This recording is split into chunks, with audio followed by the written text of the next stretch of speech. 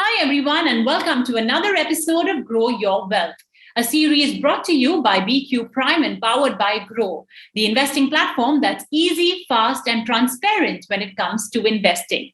Financial markets are capturing the imagination of loads of Indians. We're investing now with a lot more gusto, and we want to invest directly in the stock markets, shunning the traditional investment tools like fixed deposits and gold. Keeping that in mind and considering the fact that Indians want to invest in India's growth story, here's an important topic to consider. What is the correlation of India's financial markets with India's economy? And how can we use the macroeconomic factors to understand what can happen with the financial markets? To discuss this, we have with us Avinash Gorakshakar. He's a finance professional covering fundamental research for the last 30 years, having started his career in 1992, and he has worked with a number of financial services companies. Avinash, thank you so much for joining in. Yeah, thank you, Mubina. Now, Avinash, logically, the stock markets rally if the economy is healthy. But realistically, have we seen this correlation play out? Mubina, I think very frankly, in my 30 years journey, most of the macro data numbers like IIP, interest rates, inflation, export-import data, these are all very important macro data points. There's no doubt about it. But from an investment standpoint, I would believe that investors should also not take these numbers very seriously in their investment decisions. The reason I'm telling you this is basically when we look at the market scenario, we are very stock specific and company specific, and therefore our sense is that ultimately, as long as the companies are able to pass through cost push inflation to their customers, as long as they have decent pricing power, as long as they are dominant players or maybe they are monopoly players, the market looks at finally what kind of financial performance these companies record, especially in terms of revenue, in terms of profits, in terms of their cash flows. Most importantly, the most important element which is important for all investment theses, which should be used by investors, is the earnings growth trajectory. It's like having an accelerator in an automotive car. So earnings growth is something which has happened in companies even when the markets went through a very bad phase.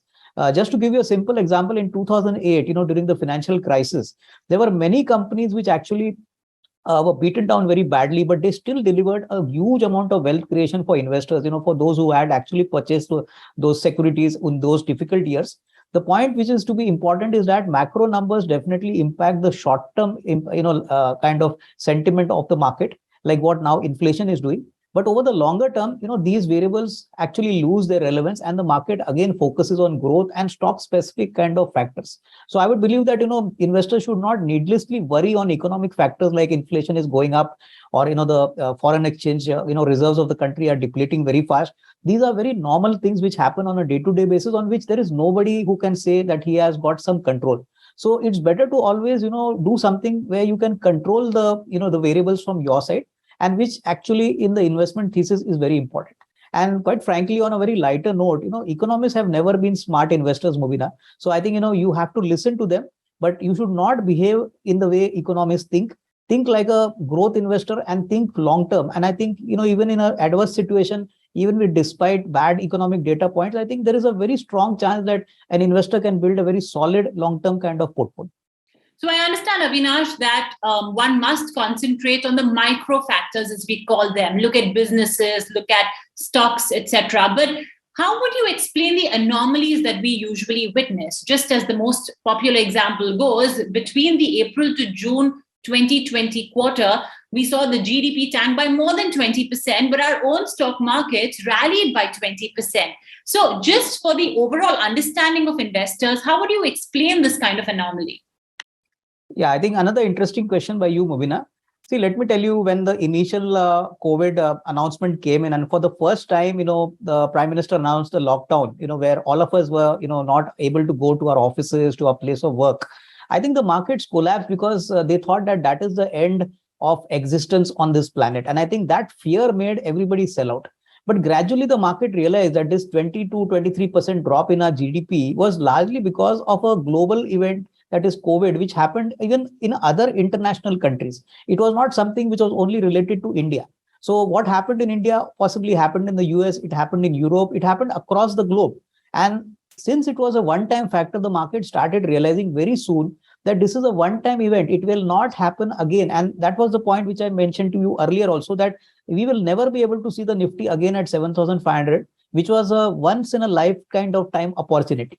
So basically, your question, why did the markets bounce back? The markets bounced back because they started believing that normalcy is going to come in. The government quickly worked on the vaccination across the country. And what happened was, as normalcy started kicking in, the COVID subsided. And I think we saw normalcy in operations for most of the companies, most of the precautions taken by most of the government agencies. I think the markets obviously discounted the future, as everyone believes that market looks at the growth and the future with more exponential kind of significance rather than the past. So I think looking at one event and then only talking about it is not going to make matters easy. In fact, there's a saying in the market that markets don't like to hear the old news again and again. So obviously, markets started believing that normalcy is going to kick in and the future is going to be better. And I think that is exactly what happened. The markets rallied significantly, and most of the investors were a little surprised because of this. But they did not understand the aspect that the markets was discounting the future, especially what could come in FY22 and 23. So I think, in a nutshell, this is what actually happened. And that is why a global event of big size like COVID did impact the sentiment initially, but over the longer term and over the period of time, this matter got completely resolved. And I think today we don't talk about COVID at all. I think COVID is a forgotten event, and I think our main focus now is mostly on the inflationary side or maybe on the cost push side. So clearly, market obviously goes through a lot of events. As the events unfold, the old event is forgotten. So that is the bottom line, which I would like to convey, that the markets would see a lot of events like this. It's not going to happen that the markets are going to stop and brood on one particular kind of aspect. The markets will definitely look forward. Now, there are several macroeconomic indicators that are released by the government, by the RBI at a certain frequency. You mentioned a couple of them. Do any of them have a direct bearing or impact on the way the market moves? See, I think obviously inflationary data, the CPI and the WPI data, which is released by the government agencies, is very important. The unemployment data, which is released in the US, is also very important because that clearly shows what's the level of economic activity. And obviously, some key data points which actually decide the market sentiment on a near-term basis are really two basic elements, especially for the Indian markets. And this includes basically the movement in the dollar index. The dollar index is a very, very crucial input which all retail investors should observe very clearly, because that shows what's the strength of the Indian currency vis-a-vis the dollar. If the dollar index goes up continuously, that clearly means that the dollar is appreciating, the rupee is weakening, and that definitely is not a good sign for the Indian economy.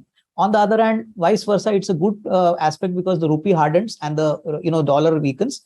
But what is important is that FIs look at this index very closely. Whenever the dollar index increases, there's a huge outflow of funds, and that correlation has been established, from a very long time. On the other hand, if the dollar index falls down significantly, then we see a very big rally in the stock prices. So I think this can be key data points which investors should keep in mind and which actually are relevant for the Indian markets, at least as of now.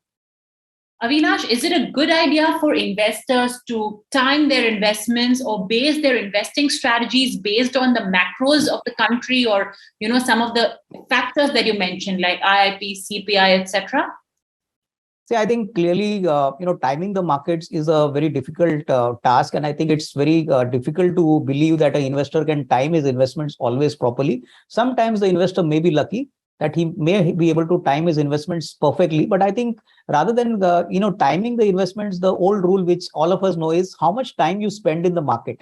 I think that is very important. And I think, if you're a long-term investor, even if the market sentiment is bad, there's all around selling. But if you have a company where you have researched adequately and the business is going to do well, I think it presents an excellent opportunity. So, these are very simple approaches to, build a very long-term kind of portfolio of stocks where basically you are betting on the company and on the sector in which the company operates. So I think spending more time on the, equity, component of the asset class is more important than timing. And I think most of the retail investors need to understand it, because typically most of them are momentum investors. They follow price and they don't follow value.